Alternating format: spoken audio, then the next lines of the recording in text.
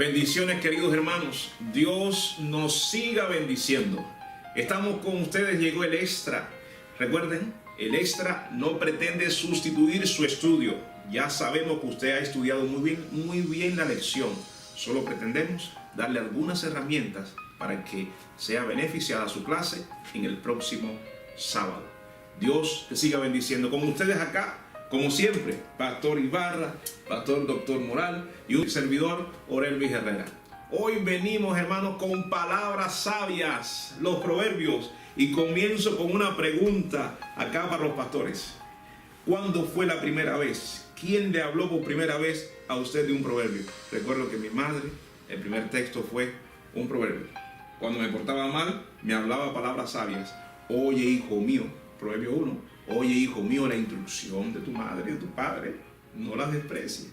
Eran palabras sabias. ¿Cómo le fue a usted cuando niño con los proverbios? ¿Cómo? Cuénteme un poquitico acerca de cómo le fue con los proverbios. Uno de los proverbios que a mí siempre me ha llamado la atención es Proverbios 30-33, donde dice: ciertamente el que bate la leche sacará mantequilla, el que recio se suena las narices sacará sangre, el que provoca ira hallará contienda. O sea, estamos viendo ahí que ¿quién se escapa ahí? Dos ideas, ¿ves? Ajá. Comparadas.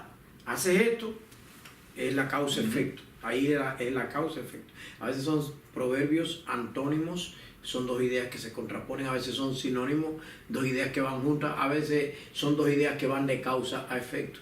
Por eso es bueno al estudiar proverbios, ver qué tipo de proverbio, qué tipo de comparación se está haciendo para luego aplicarlo correctamente a nuestra vida práctica. Y a todas las edades y a todas las clases. Evidentemente. Lo bueno que tienen los proverbios es que se nos quedan más en la memoria, porque como son poesías, en español quedan como si fueran poemas. La poesía en hebreo es un poquito diferente, no necesariamente rima, pero son dos ideas paralelas que pueden ser contrarias o pueden ir en la misma dirección. Entonces, precisamente eso es lo que significa la palabra hebrea masal, comparar. Por eso es bueno que sepamos un poquito que cuando en la Biblia se habla de proverbios, se está hablando de ideas que se comparan. Y Cristo después le llamó parábolas. Solamente que Salomón las expresa en un sentido más práctico, sin una historia, nada más lo que es la idea práctica, porque es una sabiduría práctica. Así es interesante. ¿Qué me dice usted de este proverbio? Proverbios 3, 5 y 6 dice: fíate de Jehová de todo tu corazón y no te apoyes en tu propia prudencia, reconócelo en todos tus caminos y él enderezará tus veredas. Este es el corazón del libro de Proverbios. Es como hablar del eje alrededor del cual gira todo el libro. Pero muchas veces no se consiguen estos ideales. Debemos luchar por ellos. Debemos tratar de aferrarnos poderosamente de Dios. Pero tenemos problemas todavía. Todavía en las iglesias hay problemas. En las familias hay problemas.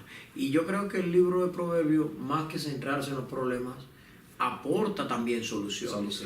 Así es. No, y de hecho, el mismo versículo de memoria lo menciona. Fíate, eso es una solución a cualquier problema. Fiarse en Jehová es una solución. Y reconocer a Jehová es otra solución. Porque dice, enderezará tus veredas. Ahí está. De hecho, el mundo no es tan perfecto. El mundo nuestro. Porque si es algo que hay que enderezarlo, es porque está torcido. Es porque está torcido. Él enderezará tus veredas. Y vereda quiere decir que se salió del camino. Porque una vereda no es exactamente un camino. Es algo, un atajo. Un atajo. A veces nos vamos por esos atajos que nosotros mismos construimos y nos va mal.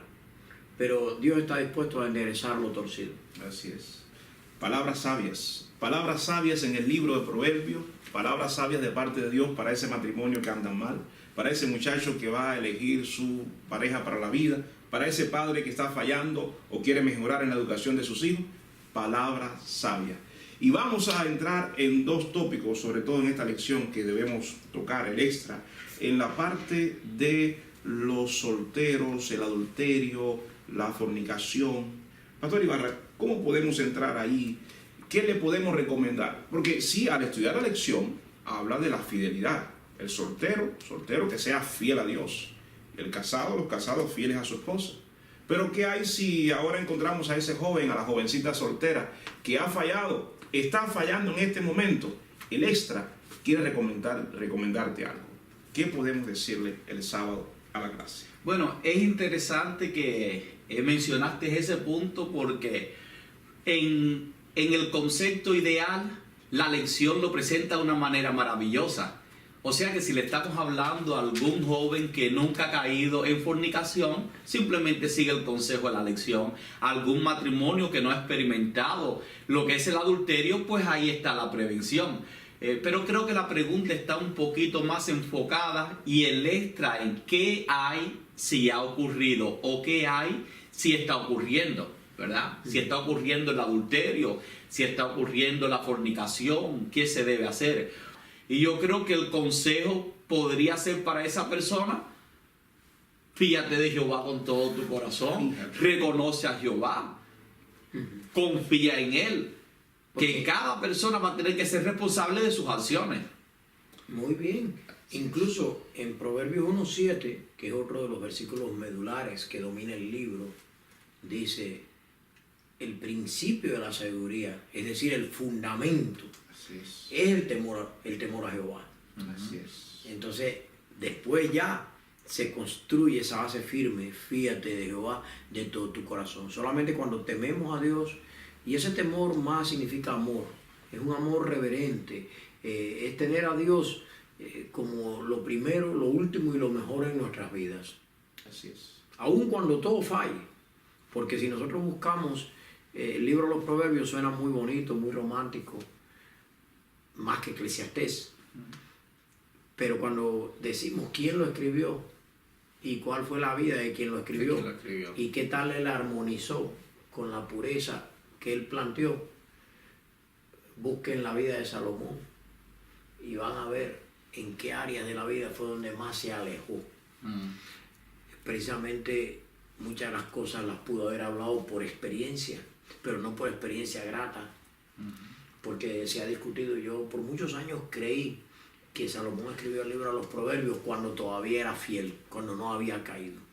Pero después leí de algunos eruditos que piensan lo contrario, porque algunos dicen, cuando él dice: prenderán al impío sus propias iniquidades, en Proverbios 5:22, y retenidos serán en las cuerdas de su pecado, parece talmente que es su propia experiencia. Que quedó retenido allí y fue la gracia de Dios quien le salvó, quien le rescató. Podemos, aún en medio de la atadura más terrible, podemos ser liberados por la gracia y el poder de nuestro Dios. Ahí está. ¿Y qué hay con las personas que se sienten que ellos son culpables por la acción de su cónyuge?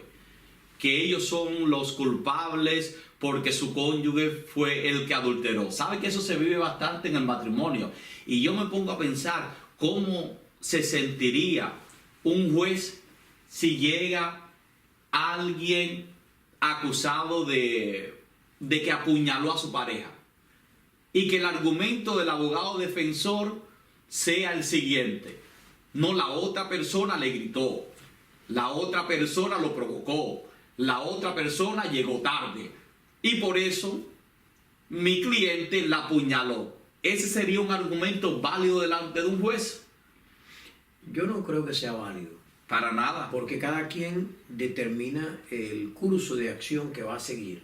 Cada cual es responsable de sus acciones. Y eso debe quedar bien claro, que aunque vivamos en familia y en matrimonio, todavía la salvación es individual. Y las decisiones también son individuales. Ahora, eso sí, hay influencia. Hay influencia. Y es bueno señalar que hay algunos estudios, por ejemplo, el doctor Gottman, él plantea que 1% demasiado de matrimonio donde hay infidelidad y adulterio es porque ya el matrimonio iba mal. Es decir, que el matrimonio no hizo que el adulterio, no hizo que el matrimonio fuera mal, sino que el matrimonio iba mal, llegó y los lanzó al adulterio. La mayor parte de los casos, pero no podemos hacer una generalización de todos los casos, porque también se descubre que hay personas que tienen hasta un gen del adulterio, que no quiere decir que ese gen de la infidelidad signifique un destino, porque el hecho de que tengamos un gen de la diabetes No significa. No nos va a lanzar ahora a comer azúcar y a comer todo tipo de alimentos, porque ya que tenemos el gen, ahora ya no nos cuidemos. No es esa la actitud que debemos tener.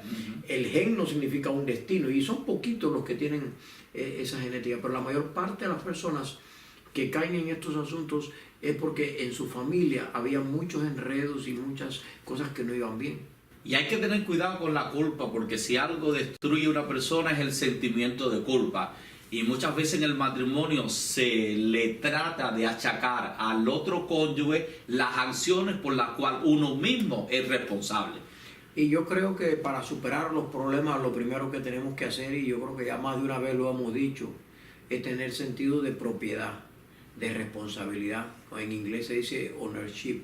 Reconocer que fallamos y que hay un momento en la vida en que de los errores se puede aprender y Dios nos puede rescatar. Y ya con esto le estamos diciendo a algún matrimonio que está lejos del ideal, pero que ha caído en este tipo de asuntos, que hay solución en Jehová, pero la solución comienza reconociendo que nosotros fuimos los que fallamos.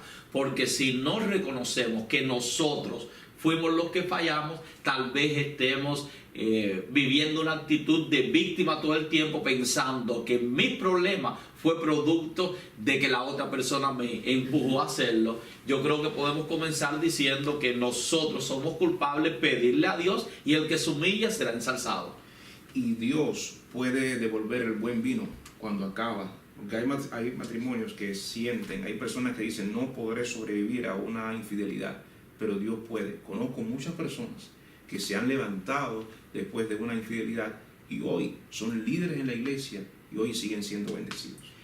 Lo que creo que es un poco ilógico pensar que después de un trauma como eso, las cosas van a volver a la normalidad de hoy para mañana. Por ejemplo, he visto personas que le han dicho a su pareja, dice la Biblia, no se ponga el sol sobre vuestro enojo. La persona acabó de traicionarla. Sí.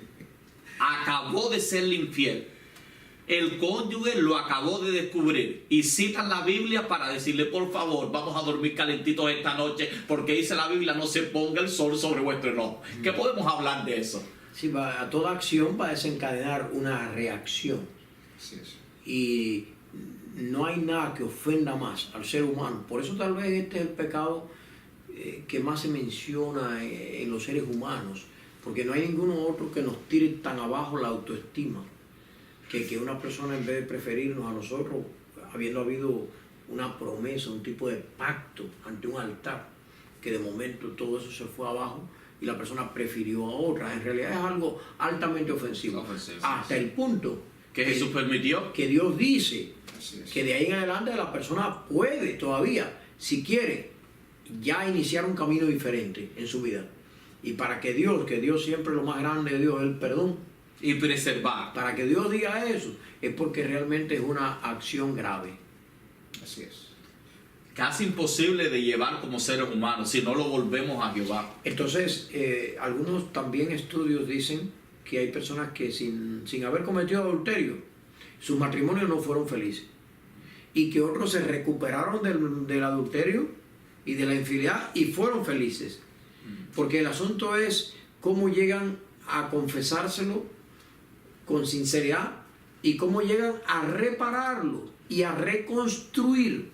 Y que de ahora en adelante, ¿cómo vamos a vivir la vida? No todo es confianza, porque la gente dice, la confianza no es la misma, y es cierto, pero no todo es confianza. Hay otros elementos que se pueden manejar y se están incrementando en la medida en que seamos sinceros y honestos, y poco a poco también con el correr del tiempo se va restaurando la confianza también. Todo depende el proceso que se siga, si el Espíritu de Dios va a estar trayendo sanidad o si vamos a estar en una discordia, porque si permanentemente dos personas se van a estar acusando y se van a estar culpabilizando. Hubiese sido mejor caminos diferentes. La verdad que sí.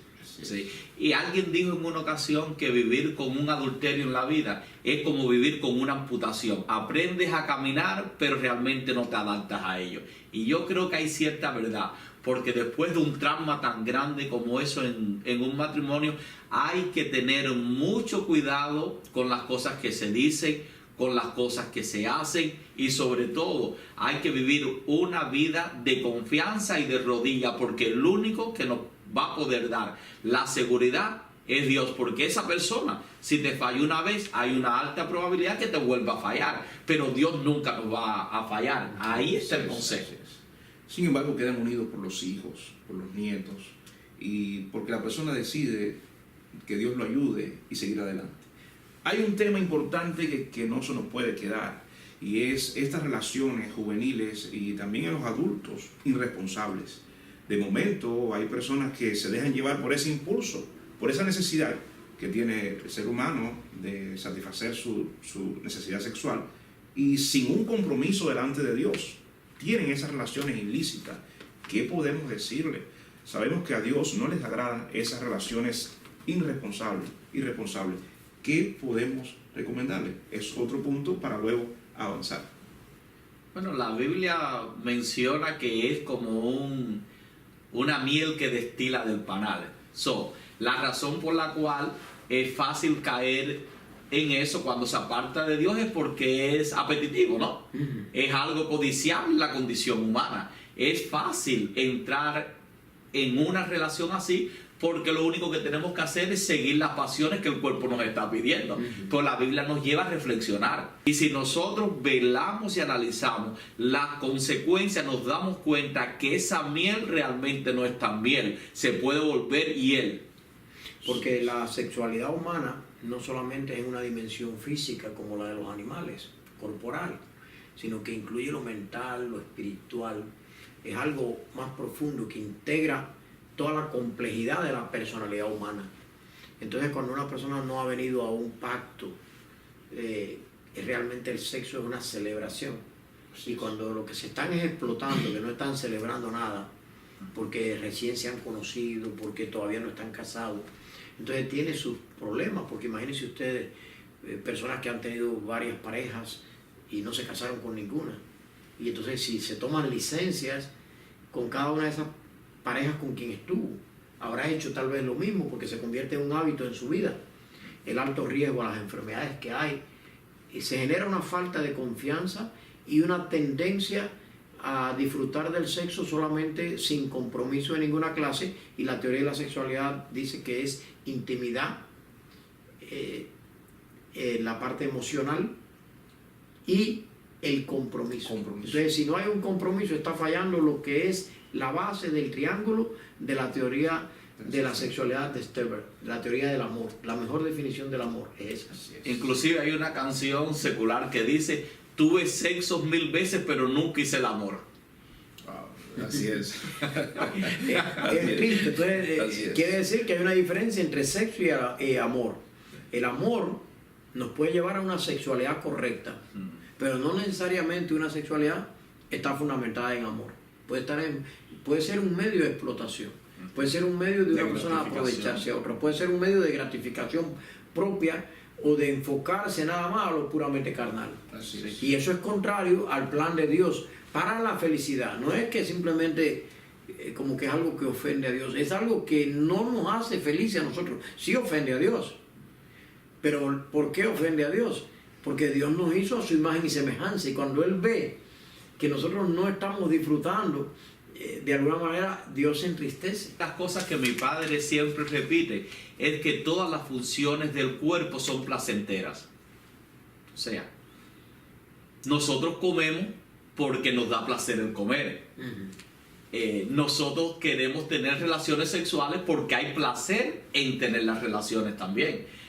Yo creo que el enemigo lo que ha hecho es separar esas dos cosas y tomar la parte del placer. Por ejemplo, en la comida le llamamos glotonería, ¿verdad? Y es por el placer que genera al paladar comer. Porque según Ninsa Viapol, en Cuba, comer es uno de los placeres de la vida. Y yo creo que una de las cosas más agradables que nosotros tenemos es la posibilidad de llegar y comer. Pero cuando no controlamos esa comida, llega a ser perjudicial y llega a ser glotonería. Y ven que Salomón todo el tiempo habla del dominio propio en las distintas emociones humanas y menciona el comer. Porque él dice, si tienes gran apetito, pon un cuchillo a tu garganta. No hay nada malo en comer, no hay nada malo en la sexualidad. Pero ¿cómo podemos manejarla de una manera balanceada y para gloria de Dios y dentro de la forma en que Dios la diseñó. Así es, así es. Un buen punto, pero creo que podemos pasar a otro extra. Vamos al punto de la paternidad, los padres. Es cierto que como padres queremos lo mejor para nuestros hijos, ¿verdad que sí? También hemos fallado. Ya hemos visto el ideal, lo que Dios quiere, pero muchas veces como padres hemos fallado en la educación de nuestros hijos. ¿Qué podemos recomendar el sábado a la clase? ¿Qué consejos podemos dar a esos padres que están luchando constantemente? La petición que más nos llega como pastores es, ¿cuál es? Pastor, ora por mis hijos y aún más, ore por mis nietos. Es constantemente, ore por mi hijo, por mi hija, por mi nieto. ¿Qué podemos hacer? ¿Cuándo un padre debe comenzar a educar a su hijo? ¿Cuándo debe ser? Educa a los hijos y no será necesario castigar a la sociedad. Así es. Y ustedes ven que un pensador llamado José de la Luz Caballero dijo: enseñar puede cualquiera, educar solo quien sea un evangelio vivo. Porque cuando hablamos de la educación, muchas veces perdemos de vista que la educación por el ejemplo es la más poderosa que hay. Al final lo que más influye en los hijos no es lo que nosotros le vamos a decir, es lo que ellos vieron en nosotros. Así es. Esta semana vi en las redes sociales un diálogo entre una hija y un padre. El padre le dijo a la hija: hija, vela por donde camina. Y la hija le respondió: no, papá, vela por donde tú caminas, yo estoy siguiendo tus pisadas. Entonces, eso es muy importante. Los hijos, noten ustedes, cuando ya nos hacemos adultos y nuestros padres lamentablemente van al descanso, a nuestros padres los recordamos más por lo que ellos fueron que por lo que ellos dijeron. De cuando en cuando decimos: mi padre decía tal cosa, pero mi padre era así, mi madre era así. Es lo que más frecuentemente se ve. El impacto que realmente va a quedar en los hijos es el tipo de vida que nosotros vivimos. Por eso, en la medida que nosotros mejoramos nuestras vidas al acercarnos más a Dios, incluso cuando mejoramos el matrimonio, es la manera de influir en nuestros hijos. A veces decimos: yo no voy a vivir para el matrimonio, voy a vivir para mis hijos. Ahí es donde más daño le vamos a hacer, porque esa relación tóxica y arruinada impacta negativamente sobre el hijo. Pero si nosotros pudiéramos, por nuestro ejemplo y nuestra buena vida, y hacer del hogar algo atractivo, eso es lo que va a hacer que los hijos quieran estar con nosotros. En una ocasión vi a un padre tratar de disciplinar, estamos hablando de disciplina, tratar de disciplinar a su hijo diciéndole: ¿cuántas veces te he dicho que hagas lo que te digo y que no hagas lo que yo hago? Y el padre tratando de disciplinar, pero yo creo que ahí la palabra disciplina no encaja, porque está fuera de contexto. Y saben que la palabra disciplina, etimológicamente, si nosotros la buscamos, de ahí viene la palabra discípulo. Y lo que Cristo hizo con sus discípulos fue darles un ejemplo.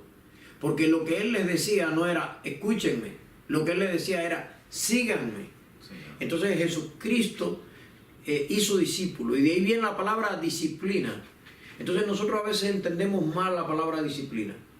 Hasta creemos que disciplinar es castigar a los hijos, como dice Proverbios, con vara. Pero recuerden que es un poema.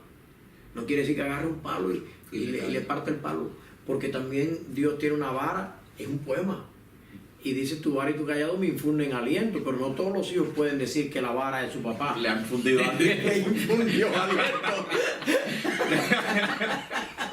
Recuerden que el pastor usaba la vara para defender la oveja de las fieras. Entonces la vara, si la vas a usar con tus hijos, úsala como viene en la Biblia, que es para defender a la oveja, porque a la oveja se le aplica el callado, pero la vara se le aplica a quien viene a atacar a la oveja, que es el lobo. Por eso debemos entender bien la palabra disciplina, porque en la manera que Dios nos disciplina es como debemos nosotros disciplinar a nuestros hijos. Y nosotros somos alentados con la disciplina de Dios. Y lamentablemente hay hijos que no parecen muy alentados con la disciplina que han recibido.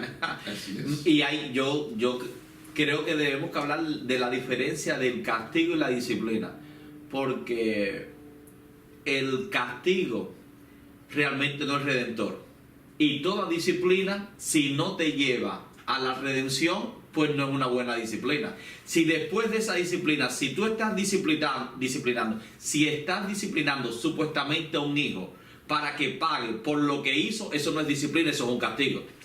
Y evidentemente, y sabes una cosa, más tendemos a señalarle a los hijos las cosas malas que hacen que las buenas. A veces los hijos se portan bien y son sus amigos quienes le felicitan, son sus maestros quienes le felicitan, y sin embargo a veces los hijos recuerdan a los padres como aquel que les recrimina ante cualquier error que haga. Por eso sería bueno que los padres nos enfocáramos más al lado positivo. De cuando en cuando hay que señalar también lo negativo, pero que no sea lo que impere. Lo que impere. Que no sea lo que impere. Y por otro lado también les quiero decir que eso de estar sermoneando a los hijos todo el tiempo produce el efecto contrario. Porque el sermoneo la gente no se lo aguanta ya ni al pastor. Ni al pastor. Porque ve que empezamos el sermón y ya la gente está mirando el reloj. En psicología decimos, espere el momento para darle un consejo a su hijo. Se llaman teaching moments, momentos de enseñanza, que a veces el mismo hijo se acerca y nos pregunta algo y ese es el momento de enseñarle. Pero tratar de estarle metiendo la comida a alguien que no quiere comer, abrirle la boca y empujársela, atragantársela, hace un efecto más contraproducente, un efecto más negativo que positivo. Siempre pongo en práctica el plan Job. Así es. Dice la Biblia que Job, ya sus hijos estaban grandes y se iban para el banquete. Sus 7 varones con las 3 muchachitas. Y banquete y fiesta. Y Job sabía que sus hijos estaban en fiesta, pero dice la palabra de Dios que él se levantaba bien temprano y no sermoneaba, A interceder. sino ofrecía sacrificios conforme al número de los hijos. Decía, Señor, mira, ellos están durmiendo, ellos están en fiesta, pero yo estoy aquí rogándote que tú hagas algo por mis hijos. Y yo creo que eso es ese plan.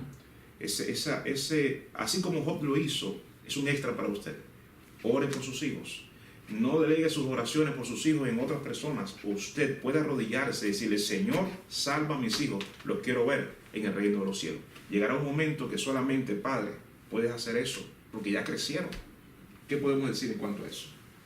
Cada etapa de la vida es una oportunidad y demanda un trato diferente. No es lo mismo tratar con un niño que nació, con un niño que tiene 1 año, que tiene 3. Elena White se fundamenta mucho en los 3 años, de los 3 a los 7 años. La formación del carácter. Porque se está formando el carácter. Y precisamente en la teoría psicosocial de Erickson, él menciona de los 3 a los 5 años como una etapa donde si no se desarrolla la iniciativa del niño, se va a desarrollar entonces lo opuesto, que es el sentido de culpa. Al niño que no se le deja, porque hay 3 estilos de criar a los hijos en psicología. Uno es el autoritario. Yo soy el que mando, yo soy, a veces usamos hasta la Biblia, soy el sacerdote de la familia, el cabeza de familia, y rendimos a nuestros pies a la esposa y a todos los hijos. Pero Sumisión. Sumisión, y eso se llama, no en el sentido de misión, sino en el sentido de humillar a la gente. Y eso se llama autoritario, y genera hijos rebeldes. Las cárceles están llenas de hijos que tuvieron padres autoritarios, pero está lo opuesto, que es el padre permisivo, que lo permite todo. Entonces saben que tienen menos peligro que el autoritario, quiero decirle, porque genera hijos irresponsables, no hijos criminales generalmente, pero sí hijos irresponsables. Esto no es una regla exacta, estamos hablando de un estudio de psicología que es lo que es la mayor influencia, la mayor posibilidad. ¿Y cuál es el mejor estilo? Se preguntarán. Es el estilo autoritativo que se llama, donde la autoridad del padre y de la madre se combinan para negociarla con sus hijos, para platicando con ellos y llegando a conclusiones con ellos, llegar a un grado de lo que se va a permitir y lo que no en la familia, donde todos tienen un rol, donde todos pueden participar. Eso se llama ser autoritativo. Y desde muy pequeño al niño hay que enseñarle que él puede decidir ciertas cosas, no todo. Pero por ejemplo decirle a un niño, mira, de estos juguetes, yo no quiero que ahora mismo tengas una ametralladora, no quiero que tengas un tanque de guerra, pero yo quiero que me digas cuál quieres, ¿ves? Y no estoy diciendo de que sea pecado el mundo militar, porque hay algunos que tienen esa vocación y ese es otro tema, no nos vamos a meter en él ahora. Pero dentro de lo que tú le vas a permitir a tu hijo, darle a él la oportunidad también de elegir algo. Sí, pero elegir, por ejemplo, si lo llevamos a un buffet y lo voy a poner a elegir, lo llevo donde están los platos fuertes. ¿verdad? No Claro. lo llevo a los postres. Para que escoja De allí. entre la papa y el arroz y los frijoles. Pero a veces decimos, no le damos comer entre lechuga y acelga y col, sino decimos, come la col, porque lo digo yo. Sí, ¿ves? sí. Entonces decirle, mira, de esta sesión, dime cuál quieres de esta sesión. Al niño pequeño, a medida que va siendo más grande hay que irle dando más autonomía. darle más Porque el autonomía. asunto es que darle al hijo toda la autonomía de golpe es hacerle daño. Porque en los países incluso que se independizaron de golpe quedaron sumidos en la desgracia y quedaron sumidos en la máxima pobreza. Obsérvenlo en la historia. Pero aquellos países que se independizaron por pasos, se fueron preparando para la independencia, llegaron a tener una independencia sólida. Queremos que nuestros hijos un día se independicen, pero que cuando se independicen es porque realmente lo han ido haciendo por etapas, no se han ido dando ni cuenta, se han ido preparando adecuadamente para ello. Y porque lo enseñamos a elegir. Nosotros todos tenemos hijos. Y yo creo que si el sábado en la mañana a mi hijo, cuando tenía 6 años de edad, yo le digo, ve al closet y escoge lo que quieres ponerte para ir a la iglesia, yo estoy casi seguro que no va a venir con la ropa correcta. Pero sí estoy seguro que si como padre yo le pongo 2 o 3 opciones de trajes aceptables para la iglesia, esos son los que le presento. Y ese es el método autoritativo del que hablamos. Se combina la autoridad del padre con la negociación con sus hijos. Se respeta el gusto de ellos, pero dentro de una orientación, de una supervisión de acuerdo a cada etapa. Padre y madre que me estás escuchando, aquí está un padre también. Yo sé que muchas veces cometemos errores porque nos desesperamos, porque nuestros hijos no están haciendo las cosas que nosotros esperamos. Yo lo entiendo, pero déjame decirte, aquí está un extra. Yo sé que tú amas a tus hijos, pero más de lo que tú los amas, los ama Dios. Otro extra para ti, querido padre, vive la vida de Cristo en la tierra, porque tu hijo no le interesan los sermones, él le interesa lo que Dios ha hecho en nuestras vidas. Otro extra. Es lo más importante. El hogar es el fundamento de la sociedad y de la nación. Y dentro del hogar, el matrimonio es el núcleo que más impacta en los hijos. Y los hijos son el fruto del matrimonio. Si logramos hacer de todo esto algo sólido, donde Cristo reine supremo, podremos nosotros no solamente influir en nuestros seres queridos, sino podemos influir en la iglesia y también en la comunidad. Así es. Con esto estamos despidiendo. Bueno, por ahí se nos quedaba el asunto de la mujer rencillosa y los problemas familiares y demás, pero eso lo podemos dejar para la clase. Sí, pero si te vamos a decir, deja la rencilla, deja. Antes que se enrede. Antes que te enrede. Esta vida ya es bastante complicada. Así que, mujer, no seas rencillosa, no seas una gotera continua. Así que, hombre, recuerda, no seas como Nabal, que le tuvo que dar un ataque al corazón y su bella esposa fue a caer en las manos del rey. Así que trata con amabilidad a tu esposa también. Así es. Ten paciencia como Job tuvo con su esposa. También Lot tuvo paciencia con su esposa, trató de arrastrarla, salvarla, salir con ella. Bueno, Sí. fue la decisión de ella, convertirse en una Y lo estatua de más sal. lindo de los hijos es que un día en el reino de Dios nosotros nos encontremos con nuestros hijos, nos encontremos con nuestra esposa y que la familia pueda hacer algo que disfrute la eternidad, que juntos podamos no solamente compartir en el hogar, sino también en la iglesia y juntos compartir en la eternidad. Ha sido el extra para usted.